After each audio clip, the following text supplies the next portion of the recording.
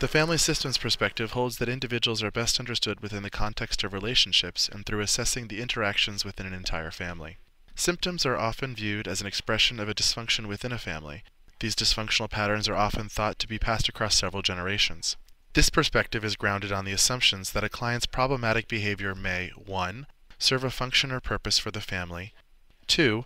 Be a function of the family's inability to operate productively, especially during developmental transitions, or 3. Be a symptom of dysfunctional patterns handed down across generations. The family therapy perspective calls for a conceptual shift. Actions by any individual family member will influence all the others in the family, and their reactions will have a reciprocal effect on the individual.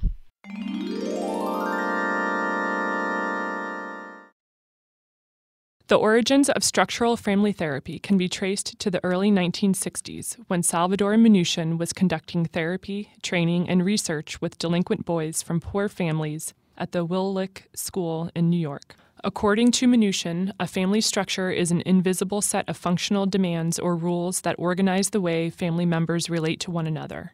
The family is considered a basic human system. The term subsystems encompasses various categories, for instance, spousal, parental, sibling, and extended. Determining that the parent subsystem is appropriately separate from the child subsystem is central to structural therapy. The emotional barriers that protect and enhance the integrity of individuals, subsystems, and families are referred to as boundaries. These interpersonal boundaries can best be conceptualized on a continuum ranging from rigid to diffuse. In the middle of the continuum between rigid and diffuse boundaries are clear or healthy boundaries, which consist of an appropriate blending of rigid and diffuse characteristics. Minuchin employs a method for mapping the structure of the family. In drawing a family map, transactional styles are identified as enmeshed or disengaged. In enactments, the therapist asks family members to engage in some conflict situation that would happen at home. This allows the therapist to observe how family members interact and to draw conclusions about the structure of the family. The therapist also blocks existing patterns, determines the family's ability to accommodate to different rules, and encourages members to experiment with more functional rules. Sometimes therapists cast a new light and provide a different interpretation to a problem situation within a family. The presenting problem can then be explored in different ways that allow the family to understand an original complaint from many angles.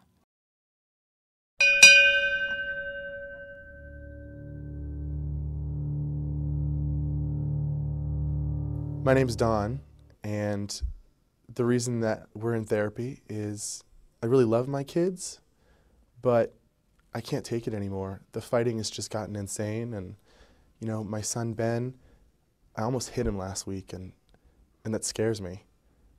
So I knew we needed some help.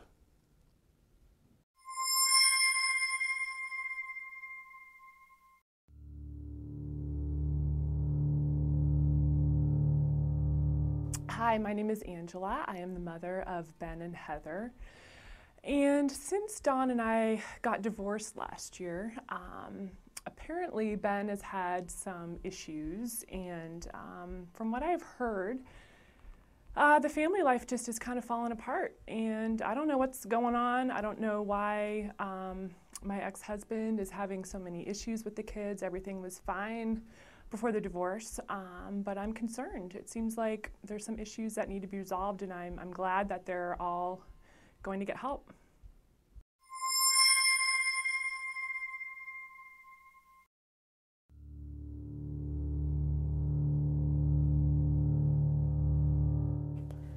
Hi, my name is Heather, and I'm the youngest child in our family. We're here in therapy. Things have been a little bit stressful lately. I feel like my relationship with my dad has been really good. It's always been good, but my relationship with my brother Ben has just been really crazy lately, and it's just put a lot on our family.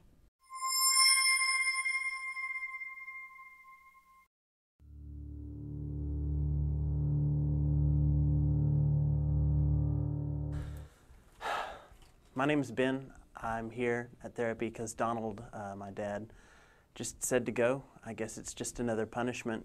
I don't know, it seems like everything I do is wrong, and my sister and I can do the same thing, and I'm the one who gets in trouble for it. So, I don't know, that's why I'm here.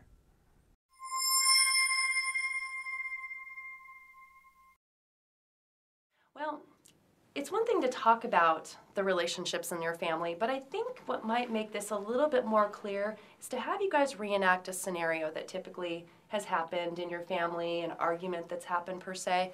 And this will kind of help me see the family dynamics at work. So, Ben, what's something that's happened lately, or an argument perhaps that you've had with a family member? The other night, I got home from my buddy Paul's place. It wasn't late. It was like 2:30, 3 in the morning. Park in the driveway, leave a little room so someone in the garage can get out. If they can't, I always leave my keys right by the front door. Come in, go to bed. Wake up the next morning, like 6:30. Heather's there pounding on my door, yelling at me to move my car. Okay. I say, move it yourself. Keys are right there by the door. No. Okay. No. She makes me get up. Okay, so why don't I stop this right here, and I actually want you to, Heather, Ben, to reenact that fight for me. Okay. Why don't I have you guys start from the point where you were pounding on his door, he woke up, and that's where the conversation started. Okay. What you said. Move it yourself. Okay, move it yourself. Go. I said, no, I have to be at school. It's not my responsibility to move your piece of shit car. I just got in bed. I mean, I just yell, move it yourself. Whose Tell her fault where the is that keys are. you decided to go to bed at Ben, I'm 6 tired a.m.? of you coming home so freaking late at night. Your sister has to get up to go to class in the morning. I It's sleep not later, appropriate. I sleep later, I work later, I stay out later. I still Yeah, have a job, all I still hours get of the things night, done. all over town. We don't know where you are. So Don, what if I were to tell you that I'm going to give you permission to not get involved in these arguments? I'm going to give you permission to be a parent. Remember we did our genogram, right? Mm-hmm. We had the parents at one level of the hierarchy, and we had the kids at the lower level of the hierarchy. So what I'm going to do is I'm going to take you out of the role of having to get in the middle of their argument, and I'm going to have you stand back and be a parent. I'm going to give you permission. I'm going to give you freedom not to have to participate in this. And we'll see how that feels. It might feel a little weird at first, so are you willing to try it? I'll try. Okay. So what we're going to do this time is we're going to reenact the same scenario, but in a different way. So first, Dawn, I'd like you to trade places with your son. Okay.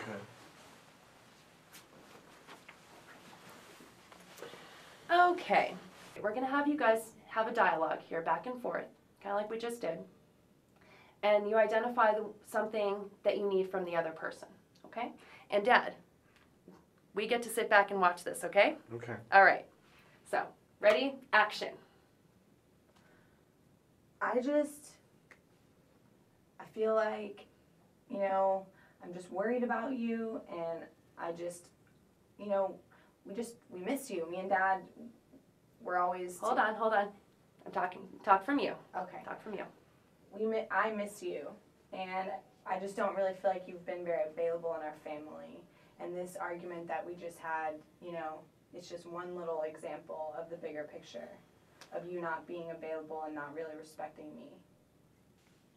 I guess I don't like getting woken up when I just fell asleep, but that's a small part of it too. I guess, more importantly, I need you to back me up sometimes, sis. Like when Dad's getting on my case and you walk by, like you just immediately jump in on his side, and you never back me up, and I could use that.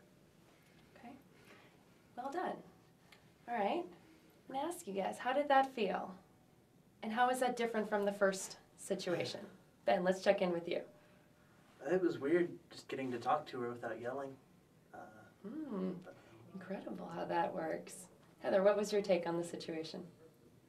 It was nice. I felt really, like he listened to what I said and was really present, and felt like a real conversation. Okay. Now, Dawn, appreciate your patience in watching this. Was that difficult for you to watch without trying to... Yeah, I definitely felt like Heather wasn't getting a chance to say all the things that she needed to. Okay. Why don't I have you comment on the interaction between the two of them? What did that feel like to you? Better than it's been in a long time.